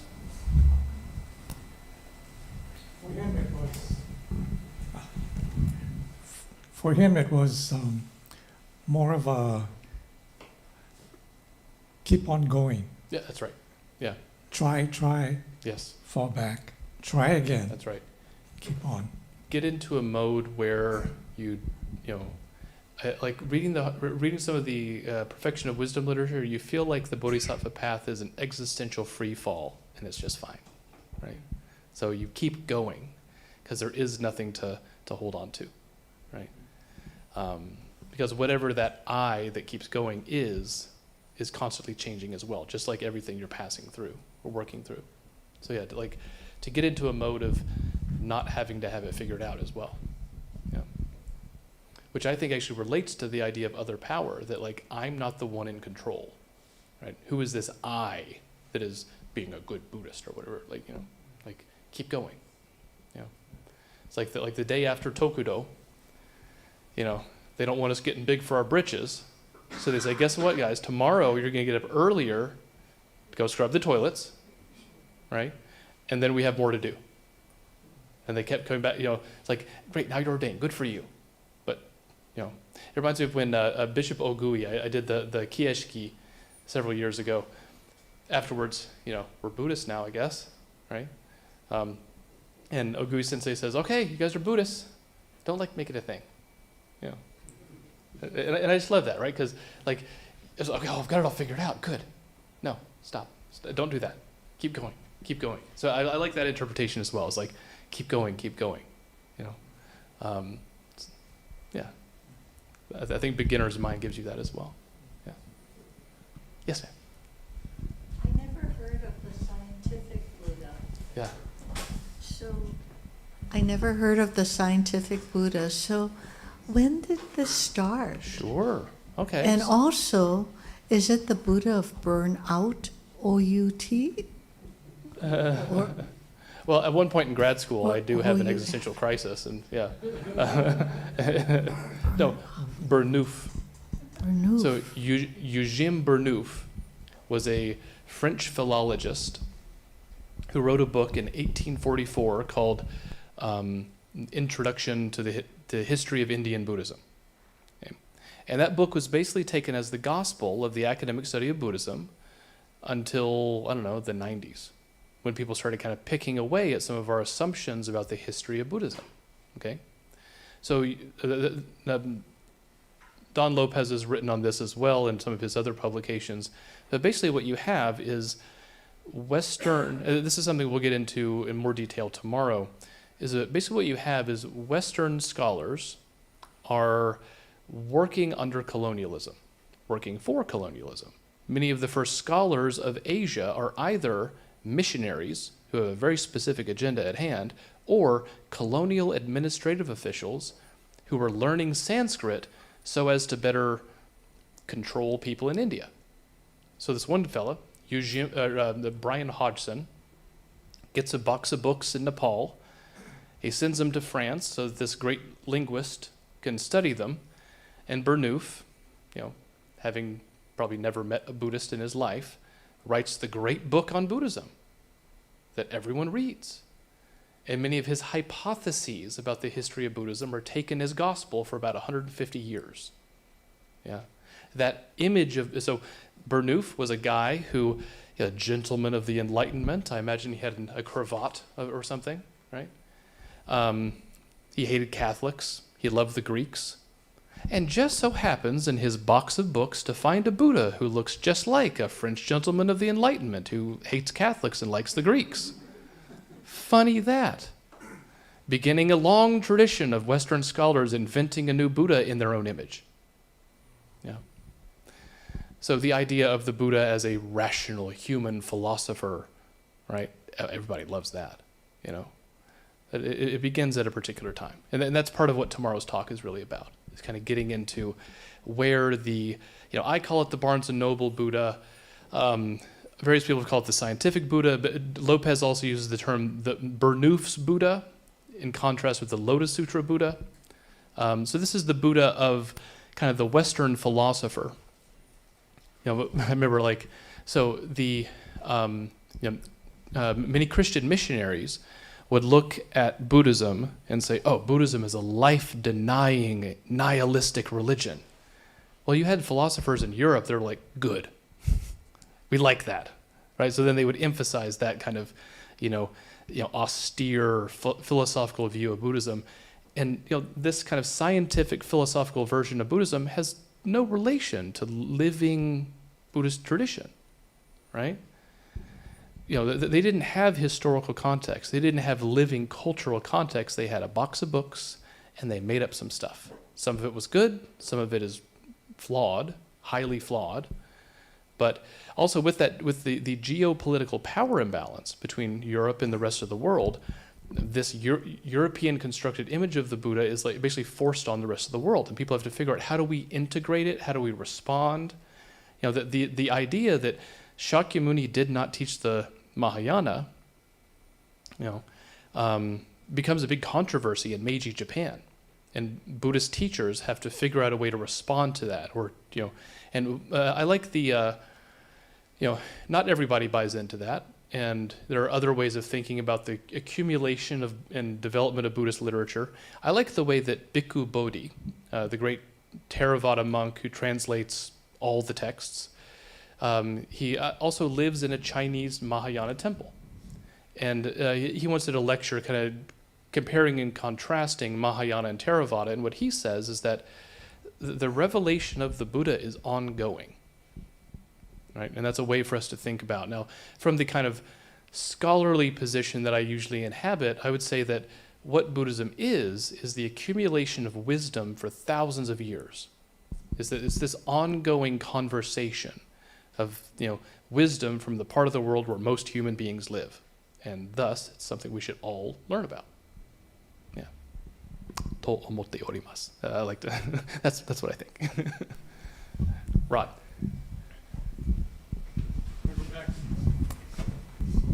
Back to some really basic stuff. Yeah. Translate esoteric for me. Sexy. So various Buddhist traditions have this idea that there are hidden and revealed teachings, right? The Lotus Sutra, which we wouldn't normally consider to be an esoteric text, the Lotus Sutra presents itself as an esoteric text, right? The first chapter, the Buddha's sitting there with his buddies, half of them get up and leave, and Buddha's like, all right, I'll tell you the real deal now, This is a narrative convention within the Lotus Sutra, because when this new sutra appears, you have Buddhist masters who are like, oh, this is the ultimate teaching. How come I've never heard of it? Oh, because your master was one of these guys who got up and left, right? So this is a way of dealing with Buddhist diversity as well. There's the inner teaching, and then there's the kind of apparent, literal, superficial teaching, right? Now, later on, when we get to like 9th century Japan, it generally comes to mean like those traditions that are grounded in the Tantras, right? And the Tantras have complex visualizations, mudras and mantras, and kind of mandalic depictions of the universe. So we have here,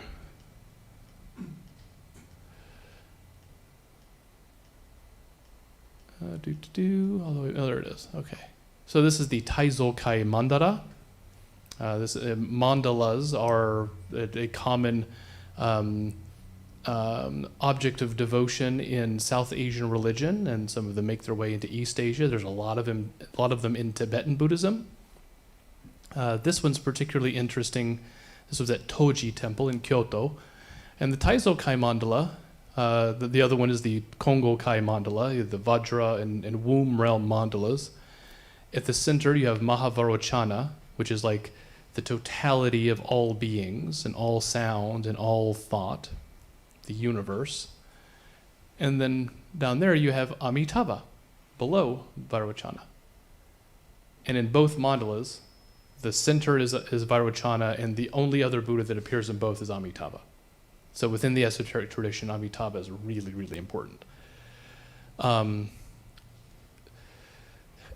One of the reasons that it's called esoteric is because it's you have to be initiated in order to learn about it, And I like to think of it as good marketing, because if I tell you I have a secret, what is your reaction? No, you're supposed to say, "Oh, I'll respect your privacy." No, nobody says that, right? You say, "Oh, can I hear a little more about that?" Right? So you have emperors who are studying the esoteric tradition. You have wandering, traveling ministers who were practicing these esoteric. Like, when Honen and Shinran come on the scene, that's the dominant ritual and philosophical tradition within Japan, right? Esoteric Tendai is like the dominant thing in those days, right?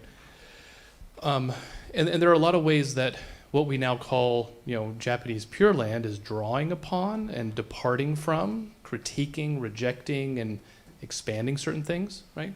But one of my friends called Pure Land, Japanese Pure Land post-esoteric.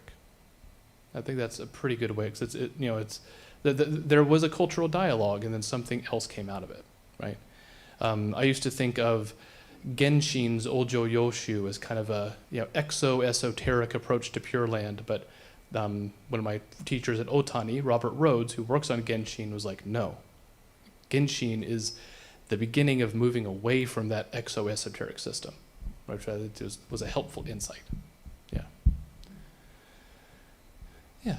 So another way to think about esoteric Buddhism is like, if you're an emperor and you have the money and you want to cosplay as a bodhisattva and do all this stuff you read about in the sutras, that's esoteric Buddhism, right? You actually have the money to do really good cosplay, right? Sorry. Someone's going to get mad at me for saying that. That's okay. People get mad at me sometimes. I have one final question. All right. You kind of mentioned the Tusata heavens and the Pure Lands? Yeah. And are these actually like artifacts of Buddhist studies rather than what actual, lay Theravada Buddhists, use to guide their lives? Oh, yeah. I mean, Yeah, this stuff is everywhere. Yeah. I mean, there's not such a huge divide and distinction between Theravada and Mahayana, which we're typically kind of trained in. That Sure. or is it like you were saying? Buddhism is a big thing that's been evolving for thousands of years, and there's more similarities than dissimilarities, and the dissimilarities are kind of through the academic or scholarly classification systems that kind of go on. Yes. And that's our educational system. Yes. That we use. I will answer this much more fully tomorrow because I wrote a whole paper that's just on this topic, right?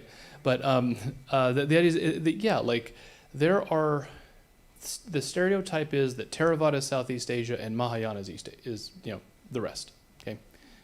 It's not untrue, but it's not the whole truth, yeah? Because Mahayana and non-Mahayana traditions have been functioning together in a big stew, right? You look at a stew, you pull this out like, ooh, that is a Mahayana carrot. Like, oh, that is a Theravada onion. That is something, I don't know, something else, right? That's what people are like, right? The example I like to give is that scholars are, we got to write tables of content and indexes. We're the type of people who like, we don't like our food to touch. Get your peas and your carrots and your potatoes and keep those things separate, right? You go to Japan, you get all your stuff is in little bowls, right? You don't like your food to touch, right? But life is way messier than that, yeah? So one example that I like that is contemporary is Theravada Buddhists are not supposed to get down with Avalokiteshvara. That's a Mahayana bodhisattva. And yet, she's everywhere in the Theravada world, right? Some of that comes from ancient history before this division was so clear-cut. Some of it is from Chinese immigrants going into Southeast Asia and bringing Guanyin with them. I mean, who doesn't love Guanyin, right? There are always these fun exceptions. There's esoteric forms of Theravada. It just looks like Tantra, but it's in a Theravada context, right? And that's just really, really old. Yeah. So there's all this fun stuff, right? So, another way to think about it, I think, is like when you're in middle school and you're learning chemistry, the teacher will draw an atom, right? Here's a proton, here's a neutron, here's an electron, right? You get to college, you get grad school, you study chemistry, it's like, wow, what even is an electron? Does that question even make sense? Where is an electron? That sounds like a sensible thing, but in reality, they're so much more complex than the little drawing could possibly approximate, right? So often in these textbooks, we get approximations, yeah, but the reality is so much weirder and fun, yeah. So Great, thank you very much for tonight. With that teaser, I hope everyone comes back tomorrow evening. Same time, same place, same channel. Thank you again for joining us this evening. Let's give Dr. Proffitt a hand.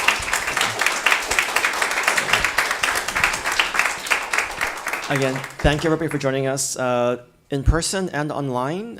We really appreciate having you here. So we're gonna have a kind of informal kind of talk story after, so you can have more questions on a more informal basis with Dr. Proffitt. So if you can please join me in Gasho, let's recite the Nembutsu together in gratitude for this time together. Namo Amida Butsu, Namo Amida Butsu, Namo Amida Butsu, Namanda Butsu, Namanda Butsu, Namanda Butsu. Okay, thank you, mahalo everybody. We'll see you again tomorrow night.